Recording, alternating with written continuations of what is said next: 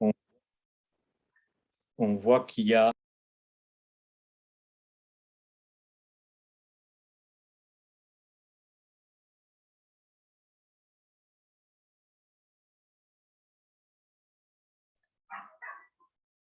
Desapareció.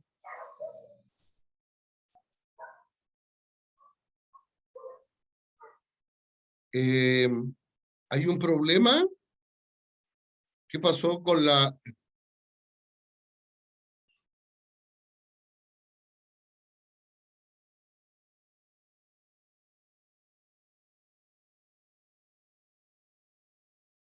Se desconectó Mark.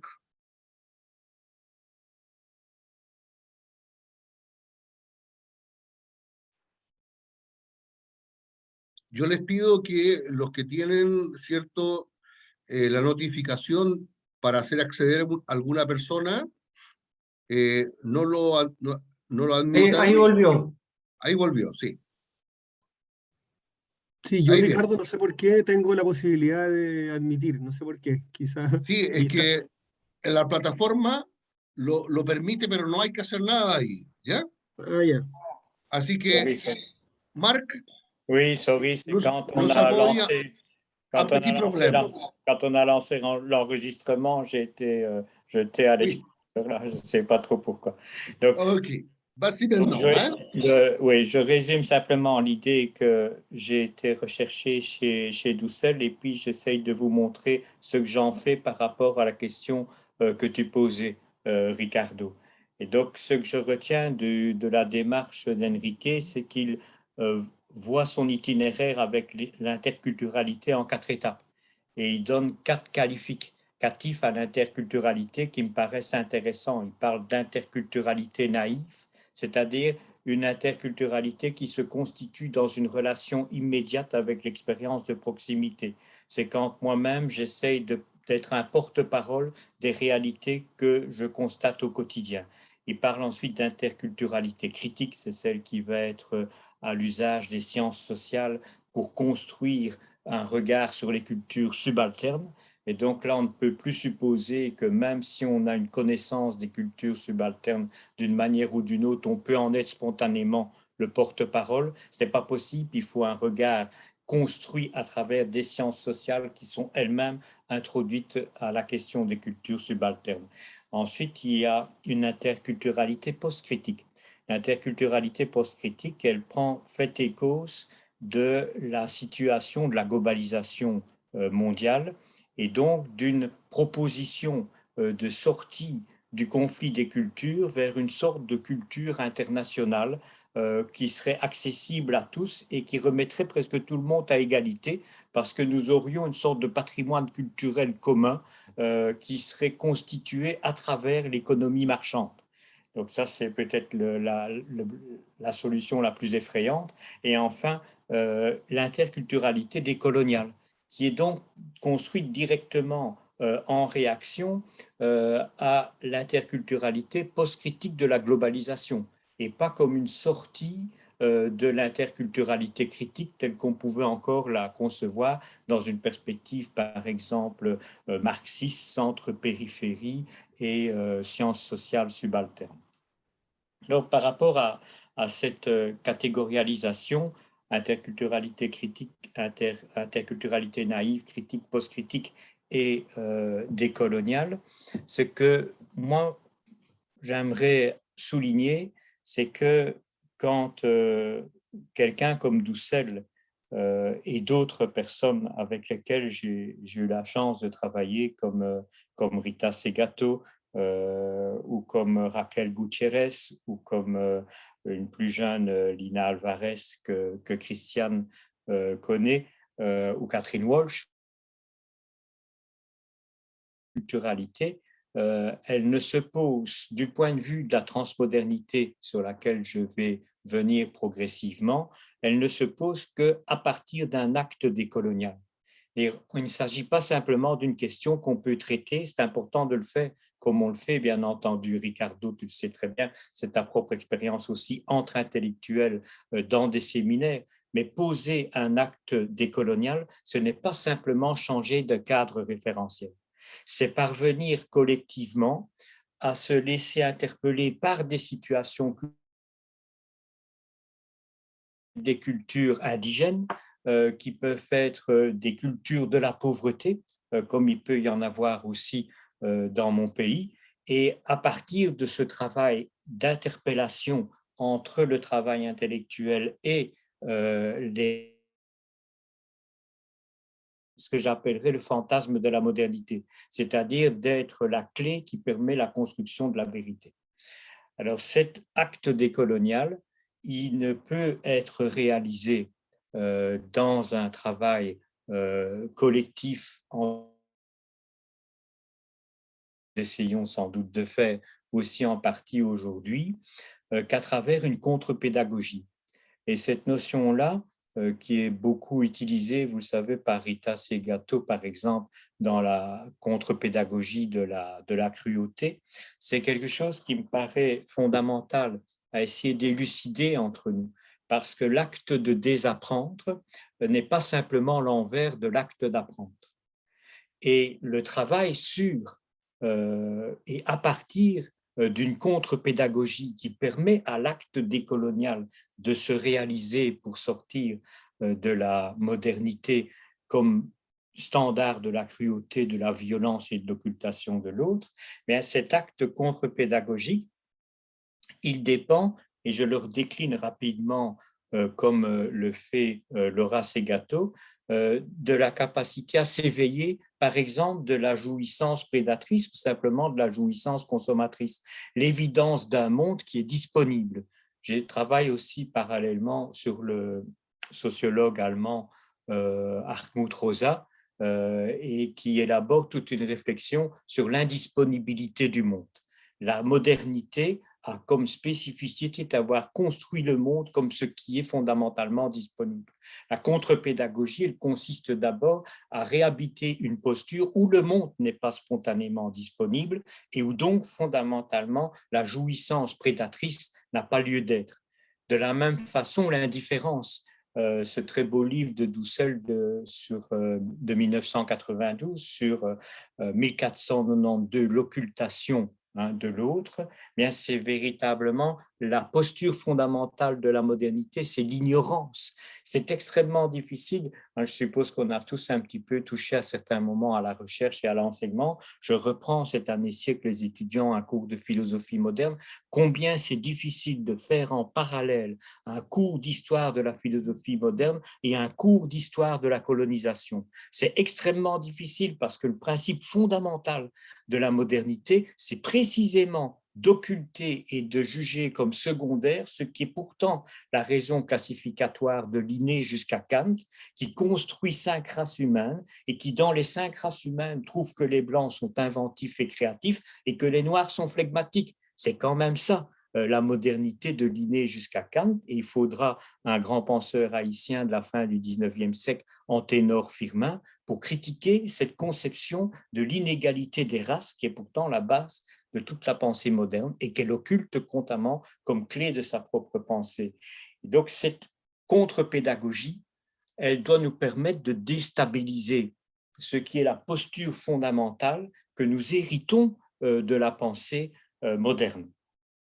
Et pour moi, c'est ce qui nous conduit, c'est mon troisième point, vous voyez, un acte décolonial, une contre-pédagogie et un lieu pragmatique, ce qui peut être visé. Quand on sort et quand on essaye de sortir collectivement de ce qui est héritage moderne, colonial que nous avons incorporé, c'est de découvrir une forme de lieu d'extériorité. C'est un lieu qu'on peut définir aussi comme un lieu tiers, c'est-à-dire qui n'appartient à personne parce qu'il peut appartenir à tous. Je crois que la critique fondamentale qu'adresse Dussel à la postmodernité, c'est de sublimer le centralisme suprématiste, pour le nommer comme ça, des modernes, sous la forme d'un centre vide qui nous permettrait tous de devenir finalement des êtres supérieurs.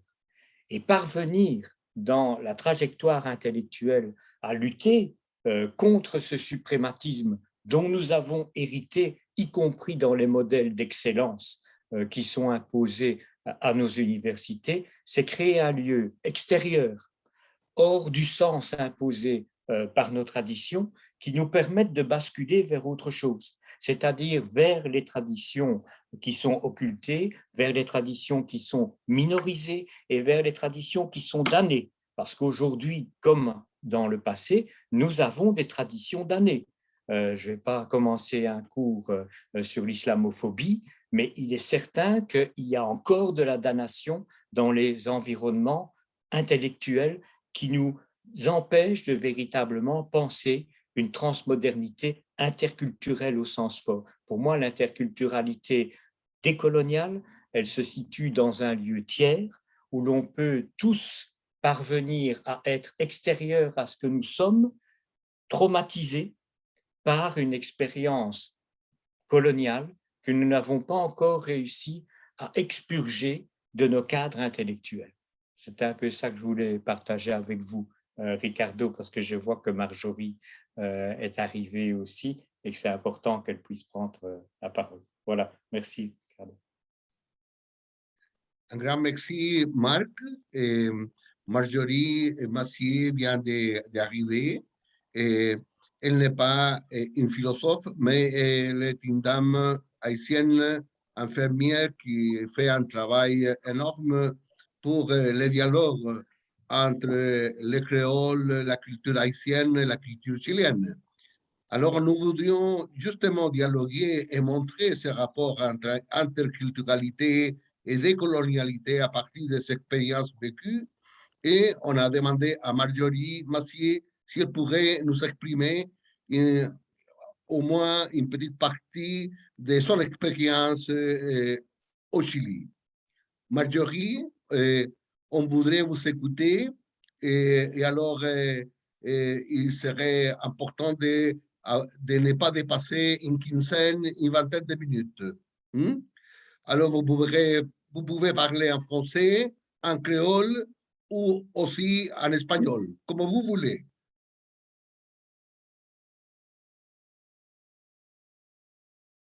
Il faut pousser.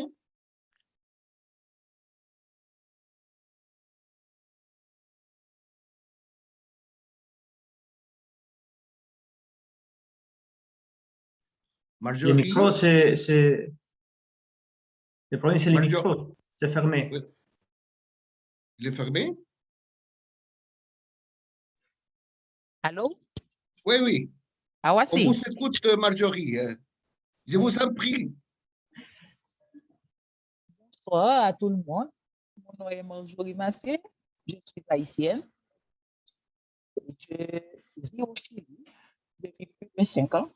Je suis arrivée au Chili le 31 août, le 30 mai 1996. Et je suis sortie de mon pays le 29 mai et je suis arrivée au Chili le 30 mai 2016. Donc, j'ai 5 ans et 4 mois ici au Chili. Et je peux dire, pour commencer, Chili n'est pas un pays fait pour les Haïtiens. En aucun sens, Chili n'est pas un pays fait pour les Haïtiens. Et parce que normalement, si je peux commencer avec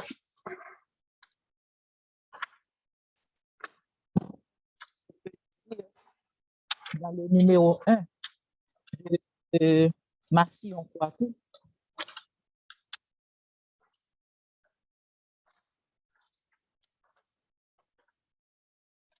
Massillon Kouakou dit pourquoi donc suis-je nègre? Pourquoi suis-je noire? Lorsque Dieu m'eut jeté dans le sein de ma mère, pourquoi la mort jalouse et si prompte au devoir d'appliquer par le de la terre? Je n'aurais pas connu tous ces tourments affreux.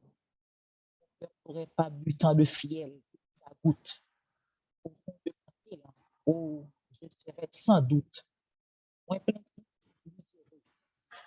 Mais Dieu m'a condamné le sort doit me poursuivre de mon sang, de mes pleurs. Il faut que tout s'équilibre. Aujourd'hui, je suis en train de vivre les paroles de Massillon Kouakou au Chili. C'est un peuple très raciste. Et normalement, dans toutes les règles, il existe l'exception, et c'est l'exception qui fait la beauté de la règle. On peut trouver des personnes humaines, des personnes qui ont un cœur humain, qui ont une façon de traiter les gens comme personnes, comme sont des femmes. Cependant, ce groupe est très petit. Oh, Marjorie, excuse-moi, mais je crois que ton micro, il ne marche pas bien. Peut-être c'est plutôt plus proche. Excuse-moi. C'est bon alors? Et maintenant? C'est bon maintenant?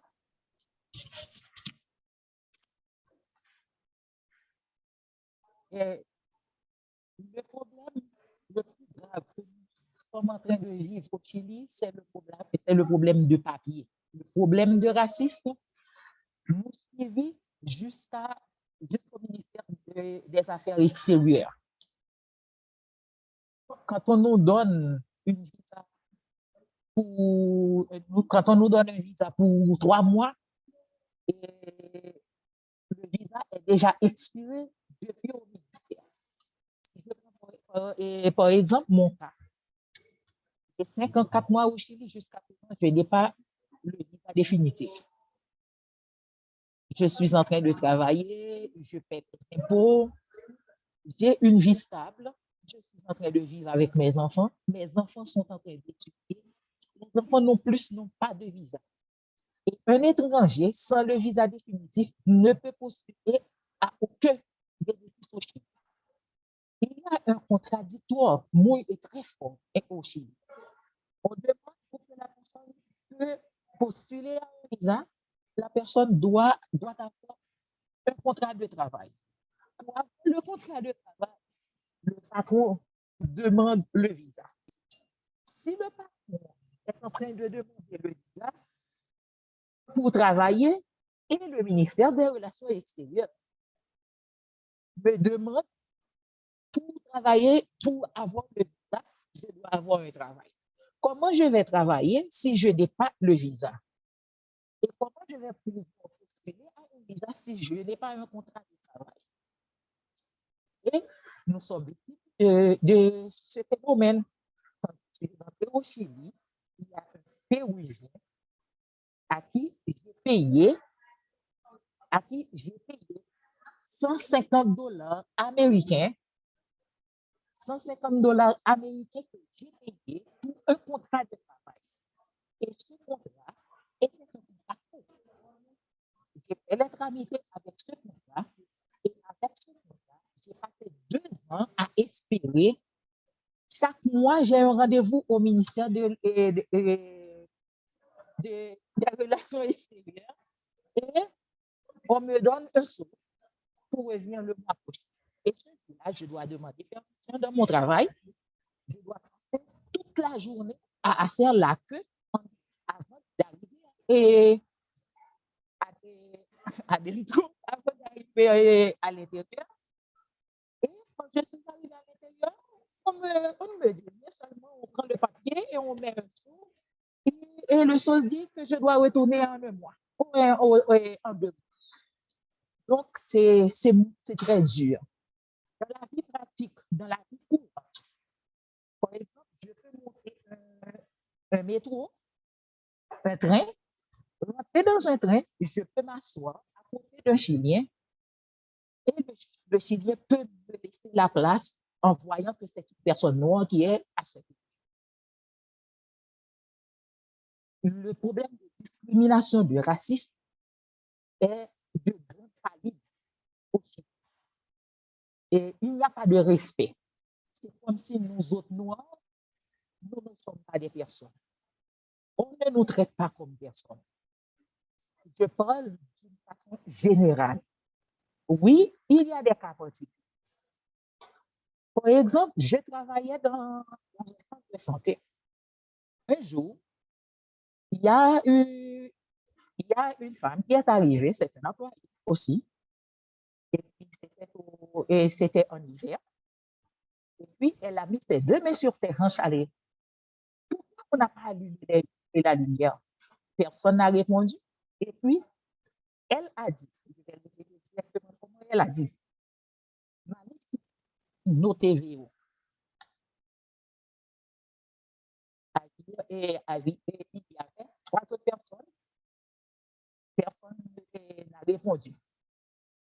Après, il y a un employé qui l'a approché pour dire, pourquoi tu as dit ça? C'est la discrimination. On ne peut pas dire ça à une personne. Pourquoi, s'il n'y a pas de lumière, tu ne vas pas la voir? C'est quoi ça? Et maintenant, je travaille à l'hôpital de la Catholica. Ce n'est pas la même chose, je peux le dire, parce que quand je suis arrivée à l'hôpital de la Catholica, je suis arrivée 1 mois, 2 mois, 3 mois, c'était très difficile. Cependant, il y a ce qu'on appelle à l'hôpital de la Catholica la mission et la vision. Et la personne, au moment où je vous parle, la personne ne travaille plus dans l'hôpital. Parce qu'on lui a mis au pied du mur, avec la mission et la vision de l'hôpital, ce que vous avez fait, nous avons vu dans le caméra, ce n'est pas possible, on ne traite pas les gens. Une autre personne ne va prendre la chance de faire ceci. Cependant, ce que j'ai vécu dans les 2 ans dans ce travail, et j'étais obligée de rester. Je n'avais pas le choix. Avec 2 enfants, je suis mère solitaire. Je n'ai pas de mari. J'ai 2 enfants grands. Donc je dois payer ma maison, l'électricité et donner à manger, prendre soin de ma famille. J'étais dans l'obligation de rester, de boire. Et la loi, comme on disait, comme c'était de la miel. Vivre au Chili, les Haïtiens, nous ne pouvons pas louer une maison. Une maison qu'on loue à 150 000 pesos aux Chiliens, aux Vénézuéliens, à nous autres, c'est à 250 000 pesos. Je peux voir une annonce sur l'Internet, je peux appeler la personne pour dire, voici, j'ai vu cette annonce, je suis intéressée, j'aimerais affirmer cette maison. La personne peut entreprendre une conversation avec moi jusqu'au moment qu'elle me demande, vous venez de quel pays? Haïti. Il n'y a plus de conversation depuis le moment que j'avoue que je suis haïtienne. Des fois, on met les annonces et dans les annonces, on dit sauf pour les Haïtiens. Je ne peux pas dire qu'il n'y a pas des Haïtiens qui ne peuvent pas se comporter mal parce que chaque personne a son niveau d'éducation, comme dans tous les peuples. Quelle que soit la nation, quelle que soit la population, il y a des gens bien formés et des gens mal formés. C'est la loi de la vie. Il y a du plus, il y a du moins. Cependant, généraliser le cas pour faire souffrir aux gens, c'est comme si ça passe comme une lettre à la poste ici au Chili. Et normalement, je peux dire, c'est un pays. Je ne peux pas comparer Chili avec mon pays. Dans ce moment, mon pays est dans un état très critique. La politique est très mal. Cependant, accepter de vivre au Chili, c'est accepter de vivre comme un petit enfer. C'est comme un petit enfer. Et grâce à Dieu, jusqu'à présent, je n'ai pas le visa définitif, mais Dieu a utilisé un moyen pour m'aider à subvenir à mes besoins et à ceux de mes enfants. Un Vénézuélien arrivé au Chili avec son diplôme a toutes les possibilités pour pouvoir exercer son métier, pour faire la validation. Pour nous autres, nous devons retourner à l'école. Pour mon cas, j'ai tous les papiers. C'est comme si je n'avais rien comme diplôme. Je suis retournée à l'école pour faire le niveau 1 jusqu'au niveau 4 pour avoir la licence du secondaire. Maintenant, pour étudier de nouveau. Je suis professeur. J'ai été dans un marché dans un marché universitaire pour voir si je pourrais au moins passer une année ou 2 années pour pouvoir exercer mon métier. On m'a dit que je dois recommencer à zéro. Je dois passer les 5 ans. Et j'étais avec un Vénézuélien. On lui a dit, non, tu n'as pas de problème. Tu peux passer au ministère de l'Éducation et avec ces papiers, tu vas pouvoir faire la validation. Et je lui ai dit, pourquoi? Il y a une réponse pour lui et ma réponse est différente. Et la question était égale et la réponse est différente. Et il ne m'a pas répondu. Il y a une autre dame qui a dit, je suis vraiment désolée parce que nous autres, nous avons une entente avec les pays de Latino, mais avec vous autres, nous n'avons rien avec vous autres. C'est comme si pour nous autres, vous n'avez pas étudié. Je le regrette. Vous devez recommencer à zéro. Vous pouvez faire ce que vous voulez, madame. Je le regrette. Merci beaucoup, madame. Je n'ai aucun problème avec ça. Cependant, ceci a un nom. Je ne sais pas le nom. Je vous laisse le soin de chercher le nom de ce que vous avez dit.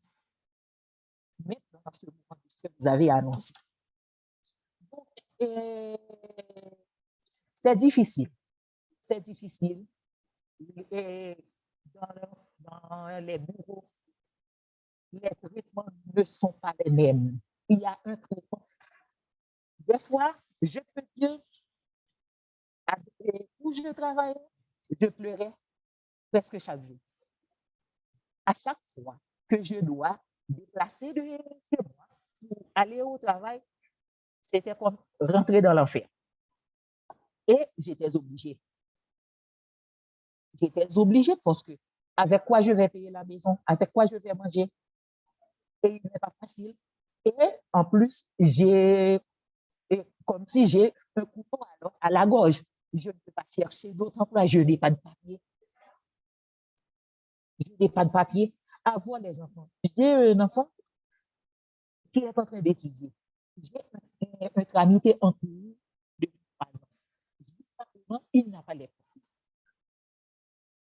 Donc, si je peux conclure, comme disait Massillon, c'est comme si la race noire, la couleur, c'est une punition, c'est une sanction qui est en train de nous suivre, plus spécialement au Chili. À chaque fois que je parle aux Haïtiens, je leur dis, et il faut comprendre, quand les Chiliens nous voient, nous autres, quand ils nous voient, c'est comme s'ils sont dans un cinéma. Jusqu'à présent, les Chiliens n'acceptent pas qu'il y a des gens noirs à vivre sur la planète avec eux. Parce que quand je parle aux Chiliens, ils m'ont dit il n'y avait pas de noirs en majorité. Je peux te comprendre, mais il n'y avait pas de noirs. On peut voir un film qui a un noir et on change le canal.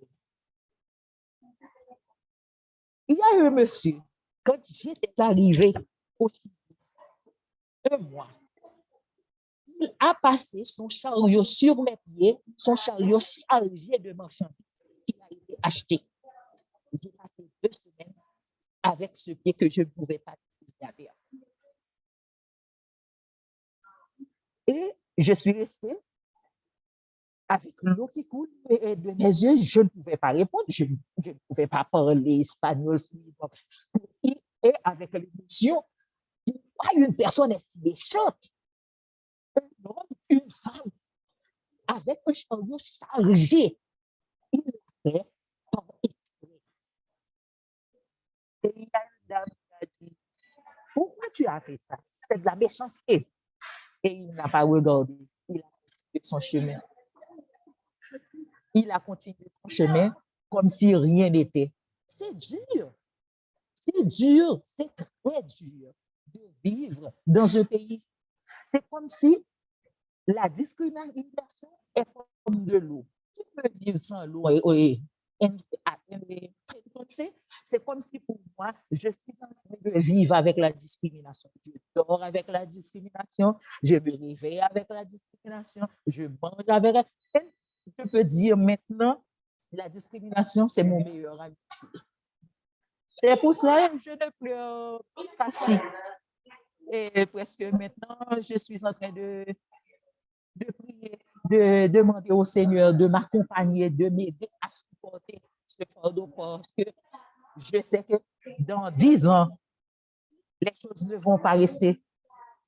Parce que normalement, de la culture que nous avons, nous allons apporter notre touche au Chili. Nous allons apporter notre touche, que l'on veuille ou non. Chili va bénéficier de cette interculturalité qui est très jolie, un pays interculturel. Merci beaucoup. Un grand merci, Marjorie. On te remercie parce que justement, les difficultés pour t'entendre sont justement les problèmes qui nous évoquaient tout à l'heure, Mar Mascal, par rapport au problème du dialogue, de la communication. Maintenant, c'est évidemment une question technique, mais aussi c'est une question parfois culturelle, langagière. Alors, je voudrais maintenant demander à Pedro Pablo Achondo de prendre la parole et après on pourra discuter entre nous trois et alors faire des questions et des réflexions. Un grand merci, Marjorie. Pedro Pablo. Moi, de partager avec. Sí, voy a presentar un pequeño PowerPoint. También lo hace más fácil. Bueno, muchas gracias por poder estar en esta mesa tan interesante. Bonjour à tous, Marc, Marjorie, enchanté. Ça a été vraiment intéressant de vous écouter et de vous connaître. Donc, voilà. Merci. A vous. Entonces, bueno, lo mío quizá un poquito diferente, pero se entrelaza, espero que se vincule. A esta ponencia la he llamado Entre Humanos, Tejuela y Alerces, una reflexión filosófico-vegetal desde el territorio. Y quiero partir con dos epígrafes, una de Greta Thunberg, que es bla, bla, bla, y una segunda de Bruno Latour, que es ¿cómo podemos esperar un debate político sustancial si no hay territorio para mapear, ningún cosmos para compartir, ni un suelo para habitar? A mí me interesa pensar lo que Marisol de la Cadena llama una ecología de las prácticas, en consonancia con la ecología de saberes de Boaventura de Sousa Santos, y también con lo que Enrique Leff trabaja en términos de un diálogo de saberes. Pero esta vez yo quisiera ampliarlo a una idea de cultura que está vinculada a la vida vegetal, o asumiendo lo que Videiros de Castro llama el multinaturalismo. De ahí que hay autoras como Donna Haraway que, por ejemplo, ya no hablen de cultura, tampoco de naturaleza, sino más bien de naturoculturas, como una sola palabra, intentando superar la dicotomía o el dualismo occidental, naturaleza-cultura. Bueno, dicho eso, me sumerjo en una incipiente, entre comillas, filosofía vegetal, que se viene desarrollando hace algunos años, y digo incipiente porque no ha llegado a ser tal, ¿no? Así realmente una gran filosofía todavía, salvo por los trabajos del filósofo canadiense que está radicado en el País Vasco, Michael Marder, que ha desarrollado en varias publicaciones, entre ellas una llamada Plant Thinking, una filosofía de la vida vegetal, o Grafts, Writings on Plants, o Through Vegetal Being, Two Philosophical Perspectives, o Chernobyl Herbarium, los fragmentos de una conciencia explotada. En fin, ¿no? Michael Marder probablemente el filósofo que más ha pensado la vida vegetal. ¿Por qué? Porque él cree que ha sido el gran marginado, el gran inexistente, las plantas, de la discusión filosófica occidental. Ahora, a estos trabajos podemos sumar otros de otros autores que trabajan más la interdisciplina, como entre botánica, antropología, ecología y filosofía, como Jacques Tassin, François Allais, Eduardo Kohn, Emanuel Cocha, Stefano Mancuso y otros, ¿no? Yo pienso que lo que hay detrás de esta producción filosófica o interdisciplinar vinculada a las plantas es lo que finalmente Enrique Leff en su libro El fuego de la vida está atacando, que es una crítica al logos, ¿no? Una crítica al logos. Y él llega a decir de manera muy lúcida que la crisis de la biosfera es un problema filosófico, ¿no? No es solo un problema ecológico o económico o político, es un problema filosófico y por tanto epistemológico. Entonces la búsqueda de este saber epistemológico es que yo me traslado a los bosques de Alerce. Después puedo contar un poco más por qué y qué son para los amigos de afuera. Extensos bosques de estos árboles centenarios y milenarios que todavía quedan como remanente en el sur de Chile.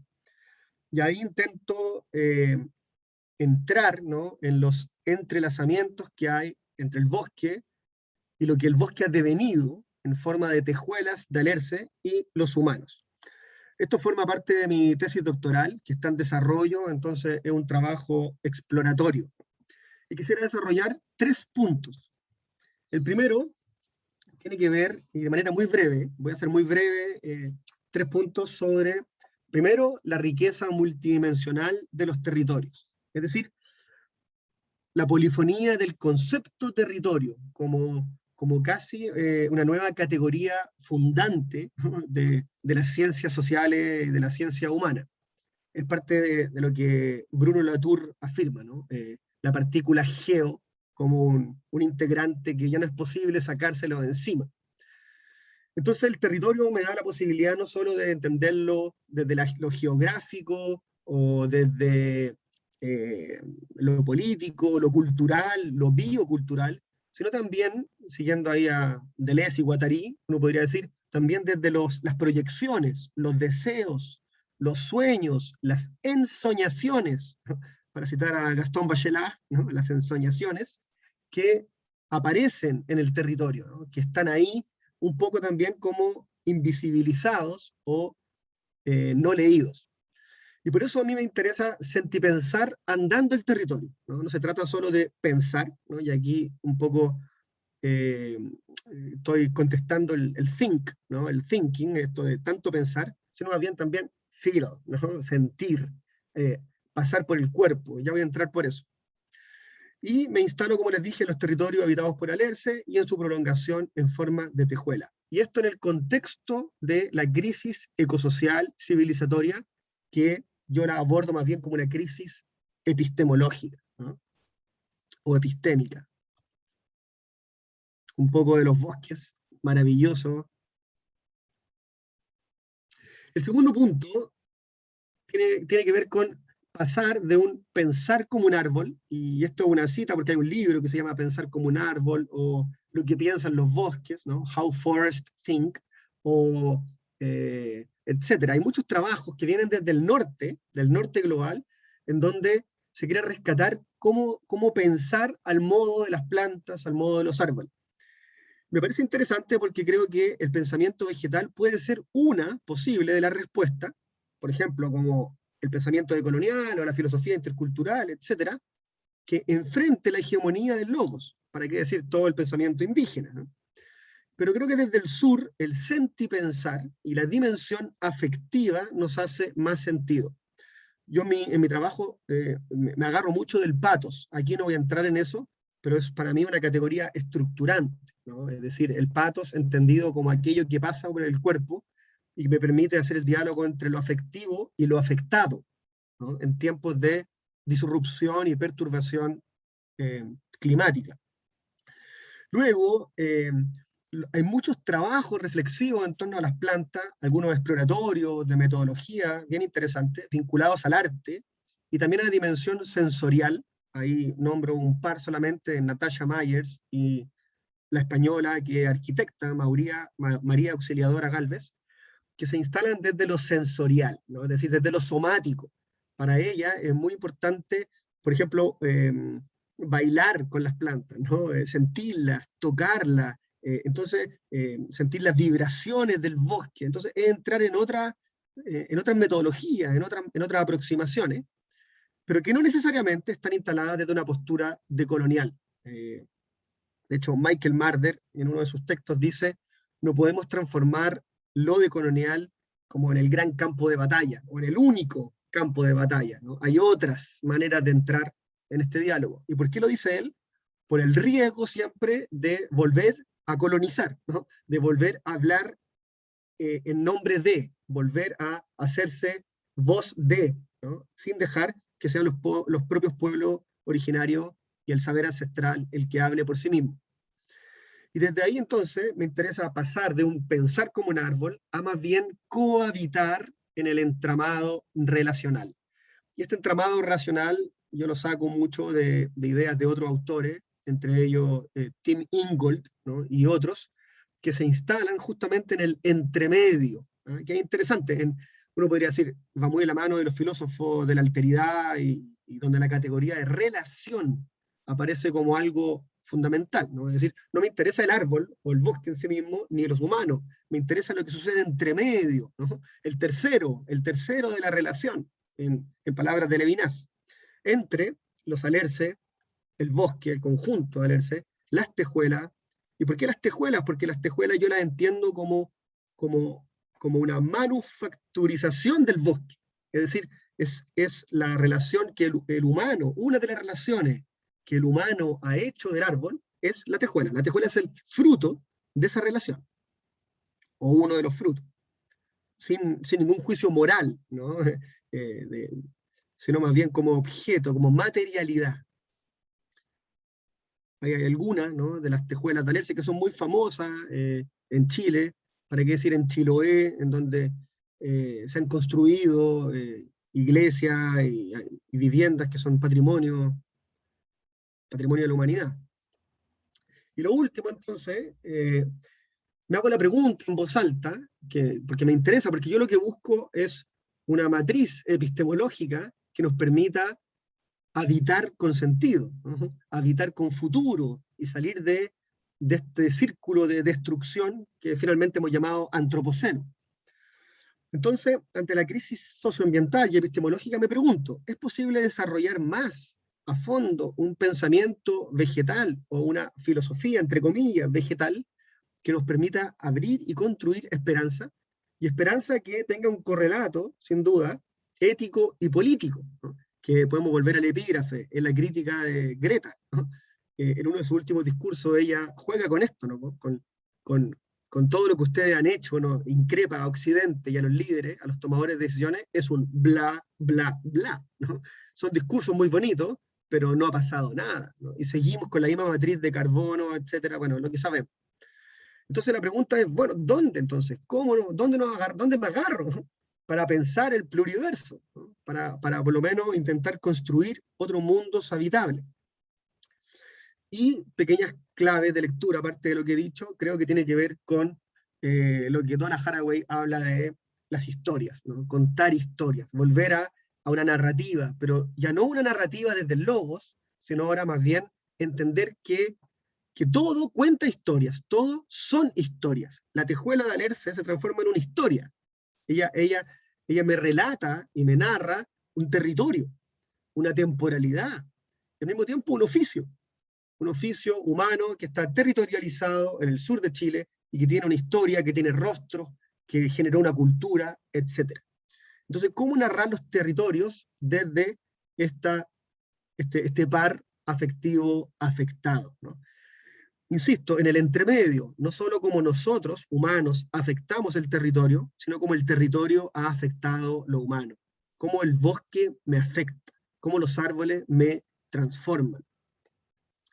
Y en ese sentido es que yo entro a tensionar la idea del pathos, ¿no? Aquello que pasa por el cuerpo, vinculado a lo que los filósofos que han pensado el cuerpo, Michel Henry, qué sé yo, Merleau-Ponty y otros, no han podido transmitir.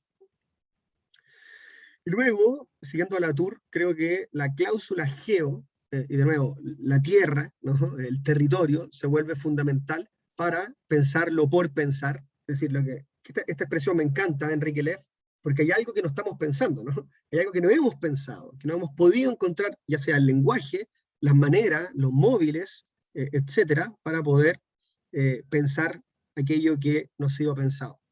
Que en este caso es lo que viene, ¿no? El porvenir. O, en palabras de Latour, tenemos que intentar prevenir un aterrizaje brusco.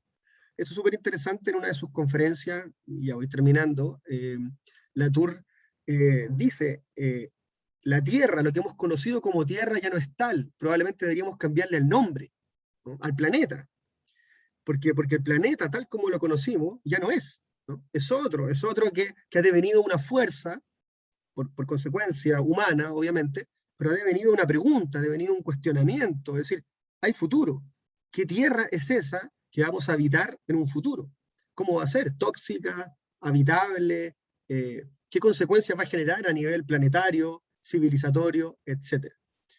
Y creo que de ahí las geohumanidades, que es una especie también de filosofía territorial, ha ido tomando mucha fuerza, a lo mismo que el pensamiento vegetal, y lo que yo busco pensar son estos entrelazamientos territoriales o las correspondencias, como también dice Ingold, ¿no? En la vida de las líneas, es decir, todo está conectado, no podría decir, ¿no? Y de alguna forma las líneas del bosque, ¿no? Continúan en los habitantes del bosque, y las líneas de los habitantes continúan impregnando el territorio. Termino con un guiño a la señora Nancy Enríquez, protectora, habitante de los bosques milenarios de Alerce, hija de quien descubrió el Alerce milenario, y he tenido la oportunidad de conversar y estar con ella y andar el territorio varias veces. Una mujer maravillosa que sin duda habita otro territorio, ¿no? Habita otro territorio, y sin estas palabras que estoy diciendo yo, ella está impregnada de esta filosofía vegetal. Muchas gracias. Gracias, Pedro Pablo. Muy interesante tu propuesta. Je voudrais demander à Marc s'il pourra reprendre une partie de son exposé à partir de ce qu'on a entendu à Marjorie et aussi à Pedro Pablo. Marjorie, elle travaille maintenant, elle est sortie durant les moments de congé, hein, durant les moments du repas, hein, du jour, et alors maintenant, elle a continué à retravailler. Hein. C'est pour voir les décalages que nous avons, pas seulement entre les êtres humains, mais aussi des territoires, hein, de tout ce qu'on est en train de parler. Alors, Marc, on voudrait t'entendre de nouveau avec tous ces différentes perspectives. Merci beaucoup, Ricardo, et merci aussi à Pedro.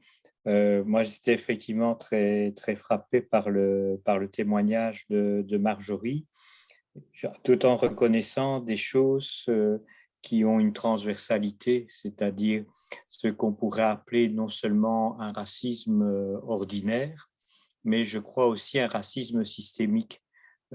Et cette dimension qui touche le vivre ensemble, pour la déconstruire, pour la travailler collectivement, pour la penser philosophiquement, hein, comme disait Pedro, parce que c'est souvent des défis qui sont sur le plan philosophique et pas simplement sur le plan sociologique et encore pire économique, comme si c'était un racisme lié à la situation des personnes.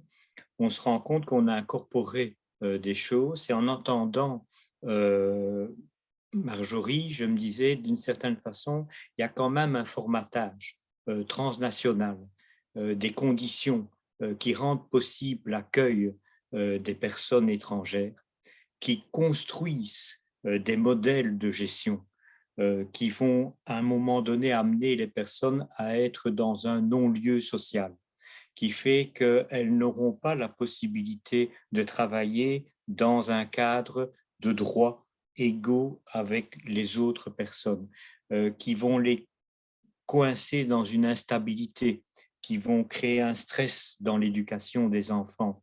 Et cette situation, actuellement, je suis proche d'une dame marocaine que j'essaye d'aider en Belgique, qui vit depuis 12 ans en Belgique et qui ne peut pas accéder à un droit réel au travail. Cette personne-là est enceinte et donc si on laisse la logique aller jusqu'au bout, eh bien, elle doit prévoir son accouchement pour pouvoir retourner accoucher en Espagne parce qu'elle ne sera pas protégée par la sécurité sociale en Belgique. Alors, c'est cette sorte d'humanité inégale, hein, cette inégalité réelle, alors que le droit, les normes, si je parlais mieux, Pedro, je pourrais te montrer qu'un grand trou chez Bruno Latour, c'est toutes les questions liées à la normativité et son échec dans la capacité à penser la théorie du droit. Toutes ces questions-là sont véritablement importées à l'intérieur d'un modèle transnational qui fait que nous reproduisons le trumpisme en Belgique, qu'on peut à un moment donné le reproduire au Chili, qu'on peut à un moment donné le reproduire à Santo Domingo. Et cette transversalité de la cruauté qui est suprématiste nous atteint toujours aujourd'hui. Et donc, pour moi, je ne prendrai évidemment pas des personnes individuelles du Chili, d'abord et avant tout, comme les responsables de quelque chose qui les dépasse, mais qui, et là le modèle de Pedro m'enchante beaucoup, mais qui les habite affectivement. Et le fait qu'à certains moments, on soit habité affectivement, qui nous déconstruisent comme êtres humains, qui nous font perdre nos ramifications avec ce qui pourrait être notre forêt naturelle et qui nous permettrait d'essaimer entre nous bien mieux comme des choses, comme des propriétaires d'un espace que l'on doit défendre, bien ça, je pense qu'on a un grand enrichissement à essayer de tirer aussi dans un travail décolonial, de penser comme celle qu'a amené Pedro, c'est-à-dire de reformater véritablement notre entendement, notre compréhension des normes, notre compréhension de l'égalité, qui pour moi reste toujours fondamentalement soumise à une forme de hiérarchie il a fallu. Mon beau-frère est aussi au Chili, donc il y a quand même eu et Marjorie le sait bien certainement, il y a quand même eu une influence très forte auprès des Haïtiens pour les faire partir dans des caravanes vers le Texas et alimenter les passeurs. Hein. Donc, si vous comptez qu'un passeur pour arriver du Chili jusqu'au Texas va se faire entre 2007 et 3500 dollars US en devise, bien entendu, multiplié par 15 000, vous voyez ce que ça peut rapporter à tous ces circuits illégaux. Et pourtant, c'est la seule manière qui a permis sur le plan international, dans notre univers d'égalité suprématiste entre les pays, c'est la seule manière qui a fait qu'à un moment donné, on a ramené un tout petit peu Haïti à l'agenda. Vous avez remarqué que le tremblement de terre ne nous a pas émus collectivement comme on s'était ému collectivement du tremblement de terre d'il y a 2 ans. Il faut être un petit peu clutch par rapport à ça et reprendre de nouveau beaucoup plus de l'analyse quantitative humaine de biomasse, Pedro, dans le sens où, en fait, on ne s'intéresse à Haïti que s'il y a 300 000 morts. C'est ça que ça veut dire. Mais que s'il n'y en a que 3 000, oh, mon Dieu, voilà. Et en plus, c'est dans la province, donc voilà, Haïti ne va pas être au centre de nos préoccupations. Pourtant, c'est un arbre, j'aime beaucoup, un peu trop, je m'excuse de te plagier, mais c'est un arbre de notre forêt. Et c'est, je pense, une pensée décoloniale, transmoderne, interculturelle.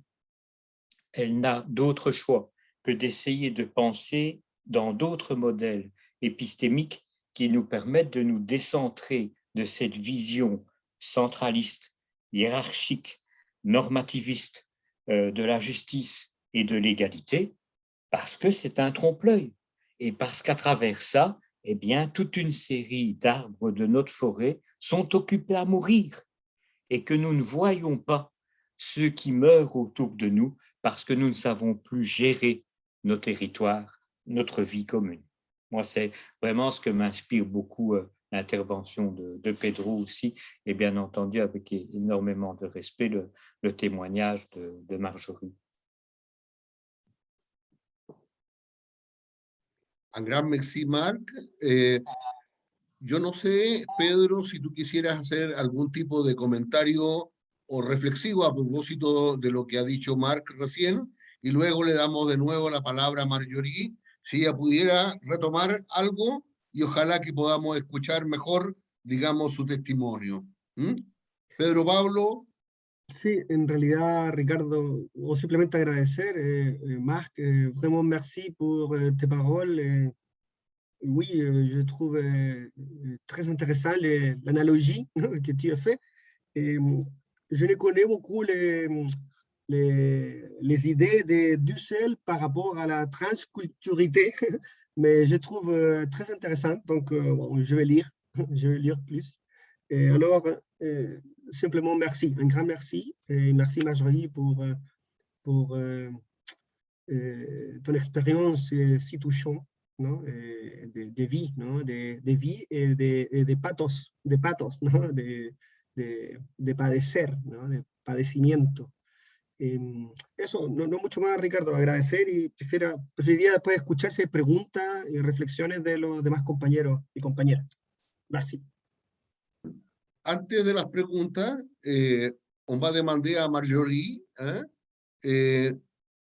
si elle pourrait reprendre la communication. Marjorie, tu pourrais nous dire quelques mots, mais regardez bien ton microphone pour bien t'entendre, s'il te plaît.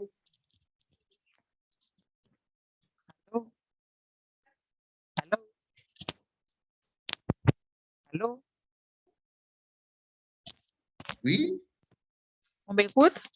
Oui, on t'écoute maintenant. C'est mieux. Allô? Allô? Oui, on t'écoute. Ah, yeah. Je sais quoi dire. Si je prends par exemple de ce qui se passe et en ces derniers temps au Chili, que les Haïtiens et les Chiliens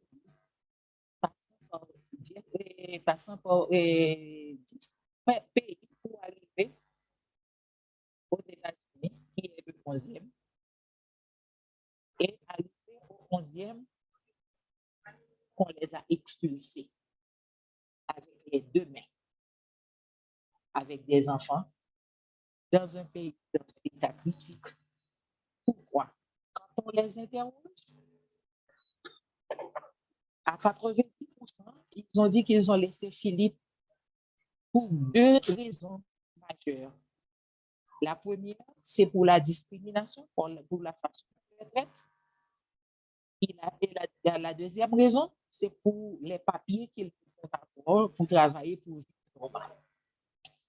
C'est dur, un pays ouvrir ses portes pour recevoir des étrangers et ne peut pas pouvoir les encadrer. Une personne qui est bien dans un pays ne va pas le laisser. Ça, par exemple, si la personne a un travail, si la personne a une vie stable, la personne peut vivre, la personne ne va pas laisser le pays où elle est. Si le pays ne lui offre rien, c'est la raison pour laquelle la personne peut laisser le pays. Je pourrais se mettre en cause. Je pourrais laisser Chili aussi avec mes enfants. Cependant, chaque personne a une façon de penser. Je me suis dit, je ne vais pas laisser Chili pour passer par 10 pays pour aller aux États-Unis pour aller recommencer à zéro. Et on peut me violer, on peut violer mes enfants, je peux mourir, les enfants peuvent mourir. Je ne vais pas me risquer, mieux pour supporter la discrimination que de détruire ma vie ou celle de mes enfants. C'est la raison pour laquelle je suis ici. Je pourrais faire la même élection et lire, laisser Chili aussi pour aller aux États-Unis. Cependant, je me suis dit, je ne vais pas le faire par ce moyen. Quand je vois, hier, on a envoyé une photo d'une famille, deux jeunes de 26 et de 28 ans, avec deux enfants de 3 et de 7 ans. Les 4 sont morts dans la forêt de Darien. Les 4, la famille est ruinée complètement. Des enfants de 12 ans, de 13 ans, de 15 ans qu'on a violés dans le chemin. Des femmes enceintes mortes. Des garçons qu'on a violés. Tout ça, je me suis dit, c'est pas manque de formation. Parce que manque de charité humaine. Pourquoi je ne peux pas supporter un être humain comme moi? La sang n'a qu'une couleur. Si je peux montrer, j'ai là, somos hermanos, la sangre tiene un solo color. On a pu le voir? On a pu le voir? On n'a pas pu voir la photo? Si. J'ai toujours un petit message à faire passer en ce sens. Parce que normalement, ce que nous sommes en train de vivre, c'est pas un manque de charité, un manque de formation et d'éducation. C'est pour ça que quand je vois, je me suis dit, Marjorie, tu ne vas pas tomber en soins particuliers et pour santé mentale à cause de la faute des gens. Tu vas pouvoir surmonter les obstacles, vivre avec les obstacles pour aller de l'avant. Et c'est ce qui me donne la force pour vivre. Dans les trains, dans les bus, dans la rue, dans au supermarché. C'est la même histoire qui se répète tous les jours. Et pendant la pandémie, je travaillais 2 semaines chaque mois. Je travaillais 1 semaine et j'avais eu 1 semaine libre. Je me suis dit, je vais voir si je peux faire un petit commerce pour m'aider avec les enfants. Et j'ai commencé à acheter des produits et j'ai acheté papier hygiénique, Clorox, savon, un espace, j'ai presque 1 an avant tous les samedis dans ce même espace. Ça fait 1 mois. J'ai vendu presque 60 000 pesos. Et le prochain mardi samedi, on ne m'a pas laissé vendre dans le même espace. On m'a dit non, vous pouvez rester partir et de patente. Non. Une chorale à l'unisson pour me dire. Et je suis rentrée chez moi, je ne peux pas me battre avec eux. Je ne peux pas me battre. Il y a une chose différente. J'ai vu une histoire si triste, une femme avec son enfant de 16 ans, une fille, et la fille était avec son ménage, son pololo, comme disent les Chiliens. Et la femme était en train d'indiquer à la fille qu'il y a un jeune homme qui a son sac d'eau ouvert afin que la fille pouvait chercher ce qu'elle pouvait prendre à l'intérieur du sac. Je la regardais droit dans les yeux. Et puis elle m'a dit, pourquoi est-ce que vous êtes en train de me regarder? Je lui ai dit, je ne comprends pas. C'est parce qu'elle a fait parce que je l'avais vu, j'avais vu le mouvement. Finalement, je suis avancé certain et du jeune homme, je lui ai dit, hey, attention jeune homme, tu as ton sac ouvert. Et le jeune homme a fermé le sac. Et la femme voulait me battre dans le train. Je lui ai dit, je le regrette. Tu ne peux pas faire ça à un enfant. C'est pas ça qu'on peut apprendre à un enfant. Si tu veux faire cette chose, tu peux le faire. Cependant, instruire un enfant à faire ceci, c'est pour lui. Tu peux avoir tout ce que tu peux avoir comme faute, mais instruire un enfant, éduquer un enfant à voler, à prendre ce qui ne lui appartient pas, c'est très mal. Finalement, les gens dans le train m'ont appuyé et ils sont descendus. Donc, il y a beaucoup de choses à changer. Les Chiliens ne saluent pas. On peut arriver le matin, ça, bonjour, personne ne peut répondre. Pourquoi? Saluer, c'est la porte d'entrée. Comment arriver et ne pas pouvoir saluer aux gens? Donc, il y a beaucoup de choses à changer de part et d'autre. J'espère que dans les 10 années, nous allons de façon différente. Et les Haïtiens qui vont venir, parce que normalement, nous sommes très intelligents. Je le regrette, nous sommes très intelligents. Je sais que dans les 10 années, dans les 15 années à venir, les Haïtiens vont commencer à prendre la tête de l'université. Je le sais. Nous allons prendre la tête de l'université dans les années à venir et nous allons avoir du respect.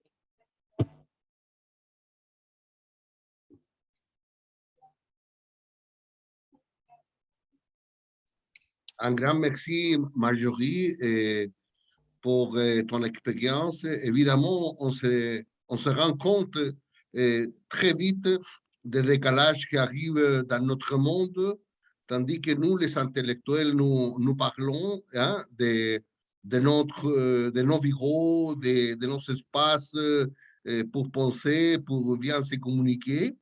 Tu es en train de nous raconter ton expérience chilienne dans ton lieu de travail et en montrant justement toutes les inégalités profondes qui nous habitent, pas seulement au Chili, mais dans tout le monde, comme nous racontait tout à l'heure Marc.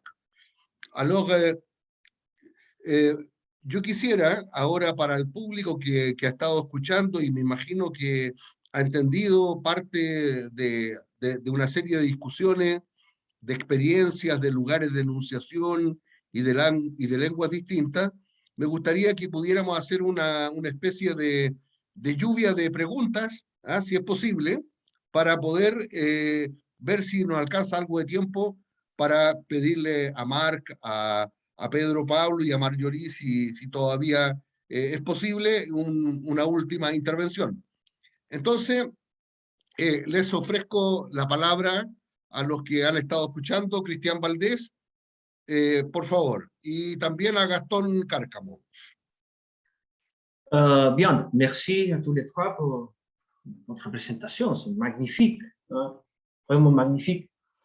À mon avis, il y a bien sûr, il y a un fil conducteur pour les trois présentations, si bien qu'il y a de différentes tonalités, d'aspects problématiques différenciés. Et le fil conducteur pour moi, c'est avec Marjorie, par exemple, il y a une manifestation, une expression pratique d'une situation problématique. Ouais. Et pour Pedro Pablo, il y a un espace de problématique théorique, hein, de comment penser une réalité comme la forêt, hein, etc., ce que tu parles. À propos de ça, Rodolfo Puig parle directement d'une pensée végétale, à propos dans son premier bouquin, hein, la séduction de la barbarie. Hein. Et ici, M. Mascal, il parle à propos de Rita Segato de la contre-pédagogie. C'est-à-dire qu'il y a une interprétation factique de la problématique, il y a une interprétation d'une problématique théorique spécifique, mais il y a aussi une stratégie, hein, pour déconstruire, hein, à travers d'une contre-pédagogie. La question principale pour moi, pour M. Mascal, c'est comment faire la contre-pédagogie, construire une contre-pédagogie si l'espace pédagogique s'est capturé pour l'institution éducative, institutionnelle, qui est en même temps coloniale. Hein, voilà. Et ça signifie que l'espace de la contre-pédagogie c'est extramuros, hein, c'est un exercice marginal. Je ne sais pas, comment vous pouvez nous exprimer un peu votre interprétation de ce problème. Merci, hein, à tous les trois. Ok, gracias, Cristian. Gastón. Sí, muchas gracias. Bien puntual, bueno, agradecer las presentaciones de los expositores. Para Pedro Pablo, yo no sé si se lo dije en la presentación o bien no entendí bien, ¿cierto? Cuando él habla de este pensamiento vegetal. Este pensamiento vegetal es distinto a un pensamiento ambiental como tal, como lo propone quizá Escobar o Leff. Es una pregunta que me queda un poco dando vuelta a eso. Lo otro bien puntual cuando mencionaste a una autora que propone, ¿cierto?, que la opción de colonial no es la única opción, sino que hay más opciones. ¿Cuál es el nombre de la autora en realidad de fondo? Que eso no lo vas a escuchar bien. Eso, gracias. Gracias, Gastón.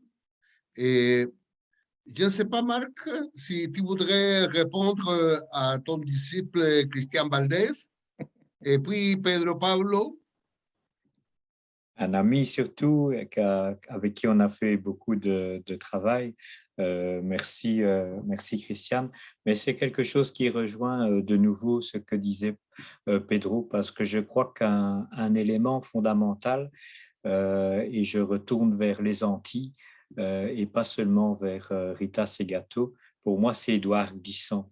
C'est-à-dire intellectuellement, on a un pouvoir parfois qu'on minimise, parce que la contre-pédagogie, elle commence d'abord par une contre-poétique, c'est-à-dire la création de mots, de concepts, senti pensar, pensar como árboles, c'est une autre façon de dire les régimes de vérité qui se sont imposés à nous dans une certaine logique monothétique et qui nous ont enfermés mentalement et qui font qu'on peut alors, peut-être à cause de cela, à cause de cette absence de contre-poétique, rencontrer ce que partageait Marjorie, qui est l'invisibilisation du monde.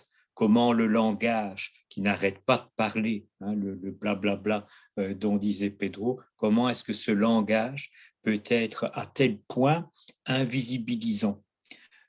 Et la contre-poétique, c'est un langage forcé. Ce sont des mots qui sont difficiles peut-être à saisir et à comprendre, comme transmodernité, interculturalité, périphéricité, subalternité. Ces mots, ils ont une forme de déformation de ce qui est le bien parlé intellectuel, mais ils nous obligent à faire des détours. Et la contre-pédagogie, elle commence à travers la construction patiente entre intellectuels aussi d'une forme de contre-poétique. Mais l'autre aspect sur lequel revient constamment, grâce à son expérience féministe aussi, Rita Segato, et qui rejoint de nouveau la question des corps et de la violence sur les affects, Pedro, c'est la façon dont nous faisons pouvoir. Et de nouveau, bon, je te connais bien, Ricardo, et je n'entendais pas moins de toi, mais faire pouvoir, c'est justement partager nos espaces. C'est donner la parole à d'autres façons de voir ce que nous ne voyons pas. Et donc, le faire pouvoir, c'est aussi se provoquer dans un voir différent du nôtre, un voir qui va nous amener à nous déplacer, à regarder cet environnement d'une autre façon, comme un autre être sensible, parce que finalement, nous sommes toujours à fixer nos régimes de vérité avec les mêmes mots, mais surtout dans les mêmes structures suprématistes de pouvoir. Et c'est de cette façon-là, pour moi, qu'il y a une amorce possible, tu vois, Christiane, d'une contre-pédagogie. C'est un processus, pour moi, c'est déjà très loin.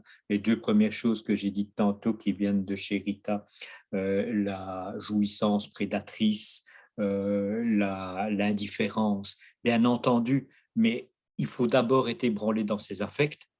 Et pour être ébranlé dans ses affects, il y a la contre-poétique et il y a le faire pouvoir ensemble différemment. Là où nous sommes piégés, pieds et mains liés, c'est dans cette situation. Integra Mexi Marc, Pedro Pablo. Sí, voy a responder en español ahora. Primero, bueno, gracias, Cristian, por ese libro de Rodolfo Kuch. No lo he leído y me acuerdo que era una conversa hace mucho tiempo con Ricardo y ya me lo había nombrado, así que está en mi lista que va creciendo, pero está en mi lista de espera ahí. Después, Gastón, gracias por las preguntas. El autor es el mismo que estaba nombrando ya, Michael Marder, no es otro, que en una conferencia hace muy poquito, hace un par de días, una conferencia en Brasil, la pueden encontrar en internet online, ahí él se refiere a esto. Estaban conversando sobre la decolonialidad y él se desmarca un poco, pero yo encontré que fue un buen paso porque se desmarca, insisto, de un discurso en voz de, un discurso en el lugar de, un discurso por, y al mismo tiempo él dice, no puede ser la panacea, así lo dice. Yo sé que es problemático y es conflictivo, ¿no? Pero yo entiendo que él está tratando de buscar un otro camino, que no es el logos hegemónico eurocéntrico, y tampoco es muy rápidamente levantar la bandera del buen vivir, para decirlo así, ¿no? Es decir, tiene que haber otro camino, y a mí me interesa encontrarlo, y ha sido muy difícil. A mí esta mesa me interesaba mucho, me interesa, porque una crítica que a mí me han hecho mucho, de por qué no integro más el pensamiento indígena. Y yo le digo, es que yo no estoy parado epistemológicamente ahí, no estoy parado de una epistemología ancestral, no quiero hablar en voz de, y tampoco quiero preguntar, es otra cosa. Entonces estoy tratando de entrar desde la territorialidad, y justamente me he encontrado con esta línea del pensamiento vegetal que me parece sugerente, ¿ya? Y ahí yo diría que sí es diferente que el pensamiento ambiental, y te voy a leer muy rápidamente lo que Michael Marder dice sobre el pensamiento vegetal, la definición, ¿ya? Para que se entienda en palabras de él. Y él dice, se refiere a 4 aspectos simultáneamente, son 4 aspectos simultáneos. Primero, a la manera no cognitiva y no imaginativa de las plantas. A esto lo llama un pensar sin la cabeza. ¿Ya? Eso. Segundo punto, nuestro pensamiento de las plantas. Es decir, ahora sí entra el conocimiento, la botánica, los estudios. Ese es un segundo punto. El tercero es cómo el pensamiento humano es deshumanizado. De ahí, déplacé, ¿no? Le mot de Marx, ¿no? La pensée humaine, elle est déplacée, ¿no? Entonces, es un pensamiento no antropocéntrico, e incluso yo diría no humanista. Esto es interesante porque es una crítica al humanismo que está tan arraigada. Y dice, es un pensamiento deshumanizado desde la afectividad con las plantas. Incluso él dice desde el amor que le tenemos a las plantas, ¿no? El cuidado, el cariño, etc. Y cómo las plantas alteran el pensamiento humano. Y la cuarta dimensión es la relación simbiótica que acontece entre el pensamiento transfigurado y la existencia de las plantas. Uno pudiera decir, después de ese camino, recién llegó el cuarto paso, en donde descentrado, ¿no? Desplazado de mi lugar humano, yo me vuelvo a encontrar con el mundo vegetal. Él dice, son estos 4 pilares que deben combinarse para que no caigamos en otra cosa que él también critica mucho, que es la analogía, ¿no? Es decir, las plantas tienen raíces como nosotros tenemos raíces, ¿cachai? Es decir, no es eso, no es analogía, no es comparación, no es metáfora. Bueno, yo diría que eso como para darte la definición, que creo que es otra cosa bien distinta de lo que en general discutimos cuando hablamos de pensamiento ambiental, etc. Eso, merci.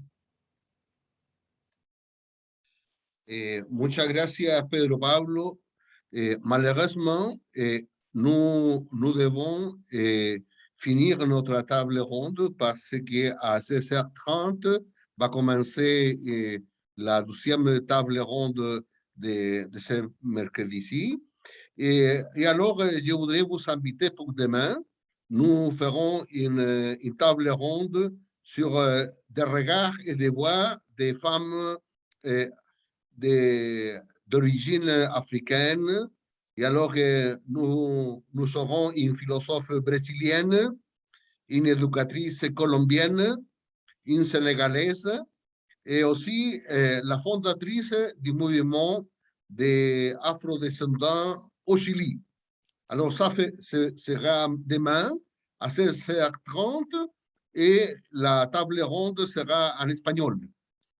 Alors, pour finir, je dirais que nous avons abouti à discuter, à réfléchir des regards et des voix différentes.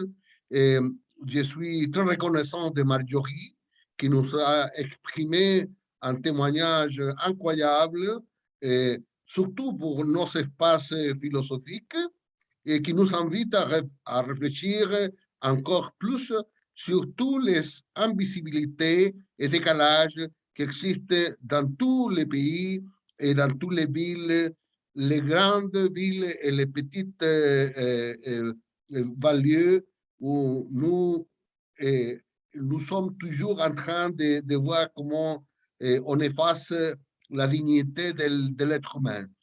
Alors, comme des tâches possibles, je dirais que Pedro Pablo, il serait très intéressant de prendre contact avec Marc Mascal. Il serait très important d'aller au Centre de philosophie du droit. Là, Marc a la possibilité de faire dialoguer de plusieurs disciplines. Et alors, ça, je crois que pour toi, sera très important, surtout pour reprendre une expérience que nous avons vécue avec notre commun maître, le grand philosophe Jean Ladrière, qui parlait de l'espérance de la raison, mais aussi l'espérance de l'affectivité, l'espérance des corps, l'espérance des peuples. Et je crois que l'espérance, c'est justement l'une des questions importantes à suivre, à discuter. Alors, on finit maintenant. Un grand merci à Marc, un très grand merci à Marjorie Massier et certainement à Pedro Pablo. Et on se verra tout à l'heure dans la table ronde suivante. Un grand merci. Merci infiniment, Ricardo, Christian, Pedro. J'ai bien entendu. Merci, Ricardo. Muchas gracias. Marjorie aussi, un grand merci. Ciao, Marjorie. Au revoir à tous. Au revoir. Monsieur Mascal. Hay que salirse de esta para entrar a la siguiente. Sí, el link entiendo que es diferente, sí. Ah, ya. D'accord. Marc, on se comptait. Au revoir, Monsieur Mascal. On se communique. Merci.